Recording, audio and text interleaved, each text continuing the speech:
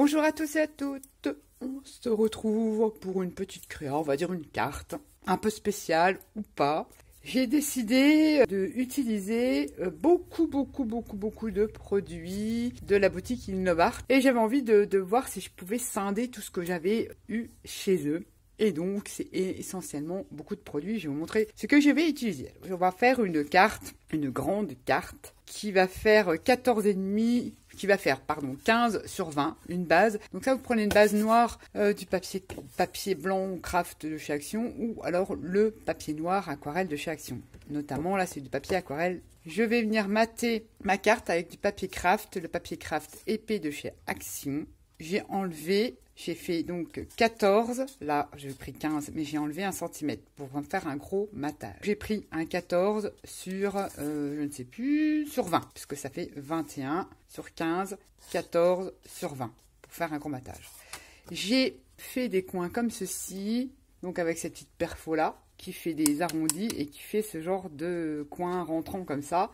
Je vous ai déjà expliqué que si vous n'avez pas ce genre de perfo, vous pouvez utiliser une perfo cercle et venir pouf, comme ça faire vos coins. Donc j'ai voulu faire comme ceci. J'ai ensuite passé ce papier là dans une plaque de gaufrage qui me vient de la boutique. Pour moi, perso, c'est un indispensable. Tout ce qui est écriture, c'est indispensable pour faire des fonds.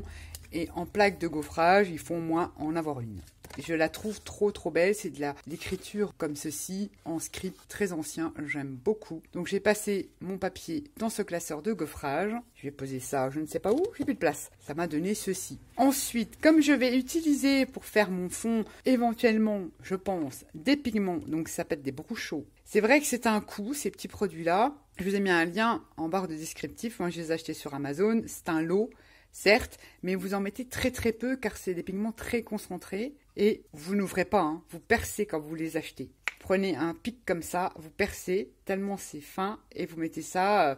On va utiliser des brochaux. Donc j'ai pris du blanc, du turquoise, je ne sais pas si je vais tout utiliser, et du ultramarine. Il y a aussi ce genre de pigment là que j'aime beaucoup, les Lindy's.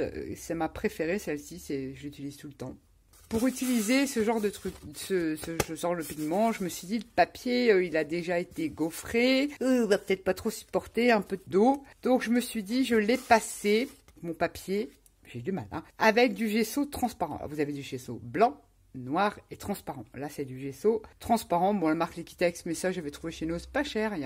J'en avais pris tout un stock, et tant mieux. À l'époque, il y a très longtemps, mais ça, vous en trouvez sur Amazon ou dans les boutiques de loisirs créatifs. Chez Craftelier, par exemple. Donc, ça va protéger un peu votre papier et ça va surtout fixer les pigments dessus et ça va éviter du gros gondolage. Vous voyez, j'ai passé une couche très fine de gesso transparent, on voit même pas que j'en ai mis dessus. Et ça pas, quand j'ai laissé sécher, j'ai mis du poids et ça m'a pas gondolé mon papier craft. C'est ce que je veux, j'aime pas du tout quand c'est gondolé. Donc ça va éviter, si j'utilise de l'eau, de le trop qui se retrouve comme ça. Enfin, j'espère. Mais c'est surtout pour fixer vos pigments sur votre papier. Après, c'est pas une obligation, mais moi, j'aime pas quand ça arbitre de trop. Je vous dis ce que je vais utiliser. Ensuite, j'ai fait des fonds, je vous mettrai le petit i. J'ai utilisé les encres alcool de chez Action. Je vous mettrai le petit i par là. Vite fait, bien fait. J'ai fait un petit tuto, comment les utiliser. Bon, on voit, il y a un peu de paillettes, mais ça me dérange pas. Donc là, c'est un bout de gel presse avec les encres Action. J'ai déchiré, évidemment, à peu près comme ça. Ensuite, de la boutique, on va utiliser différentes matrices de découpe, notamment celle-ci, le cadre que j'ai eu dans un précédent partenariat. Les engrenages, vous commencez à me connaître, ils sont superbes. Là, vous avez de quoi faire, vous avez les deux là, vous avez plein de petites tailles, des grandes tailles, ça vous suffit hein, pour faire le steampunk, du vintage, ce que vous voulez. Les cadres là, ils sont super chouettes. On va utiliser ce tampon là. Évidemment, vous ne voyez rien puisque ça reflète vintage de la boutique et je vais utiliser ce petit truc, ce petit tampon écriture ici. Les livres, je vous ai fait une carte, ils sont sublimes. Les livres, j'adore ce tampon là et l'abeille, elle est trop belle. Enfin bref, on va utiliser donc ceci. On va également utiliser d'autres matrices comme celle-ci. On va utiliser un petit bout de cette bande d'Halloween. On va utiliser ce fameux corbeau ici et l'arbre que j'adore, et on va utiliser ce petit terre-plein d'herbe. En matrice, c'est tout. Je pense n'avoir rien oublié. Sinon, vous allez voir au fur et à mesure vos découpes. Vous allez les sublimer. Donc j'ai déjà fait plein de tutos là-dessus. Vous pouvez utiliser des peintures. Moi j'adore tout ce qui est métallique, donc utilisez les peintures, les aquarelles Godet Action, ou celles qui sont dans les petites bouteilles, elles sont très bien aussi. Vous venez tapoter avec votre doigt et vous coloriez vos découpes. Notamment utilisez du papier noir parce que ça ressort plus le côté métallisé. Ensuite, vous coloriez, vous mettez en valeur vos découpes en engrenage, vous en faites plein. Là, elles sont prêtes. J'en ai également, j'ai utilisé aussi ma pâte de chez Stamperia, la Vintage Paste. Vous le trouvez aussi chez Craftelier. J'adore le rendu. J'ai utilisé donc ça. Et j'ai embelli mon cadre avec cette patine de chez Stamperia également. Je vais utiliser donc un cadre.